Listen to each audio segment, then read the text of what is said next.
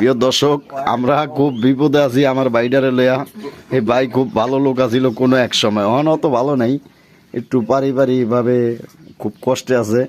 বাইরে নিয়ে একটা গান হইব, আমি শুয়ে থাকি একা করে, আমার ক্ষণে ক্ষণে মনে পড়ে কেঁদে ভিজেই বিছানা। আমার এই দুঃখ কেউ বোঝে না, বন্ধু বিনে পান আমার বাসে না।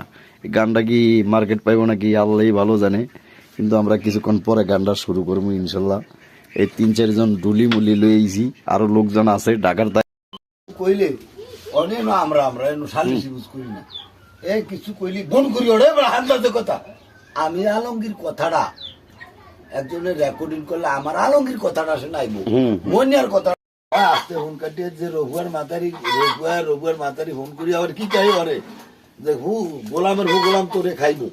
আমি কইছি তোর যদি বিয়ার কোনো ডকুমেন্ট হয় তুই কাগজ লিয়া তুই দলিল লিয়ে আয় ফেস কর। এমন রহে এই যে লোক কাম করে হেরা হাজিরা দিয়ে দেব 750 টাকা। এই যে দেখেন গ্রামে অনেক ক্ষেত চাষ করি, ঢাকা ঢুকার ফোন মারি না, গ্রামেই ধাই।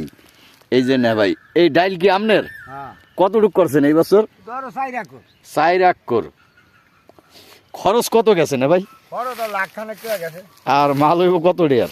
মাল ধরো বেচলে কিনলে লাখ 2টি হইব। তাহলে আপনি কি লাভবান দুঃখী না সুখী? লাভবান। 4 লাখ খরচ গেছে, 2 লাখ টাকার মাল হইব, তাহলে আপনি লাভবান কেমন হইলেন? 1 লাখ টাকা খরচ গেছে। 1 লাখ খরচ গেছে 2 লাখ। প্রিয় দর্শক, ফার্স্টে কথায় কিন্তু অন্যটা ভাবছিলাম, একটু মিষ্টি আলু খেতে যাই, দেখি এই লোকটাই কি কয়।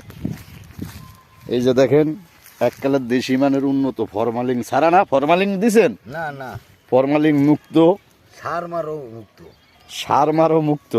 তো এইটা কি লাগাইছেন? মিষ্টি আলু। এই মিষ্টি আলু পুরাটার মধ্যেই তো আয় কেমন আর ব্যয় কেমন, দুইটা খরচ মিলানছে? সেই আয় হইলো 10 ভাগের 9 ভাগ আয়, 1 ভাগ হইলো খরচ।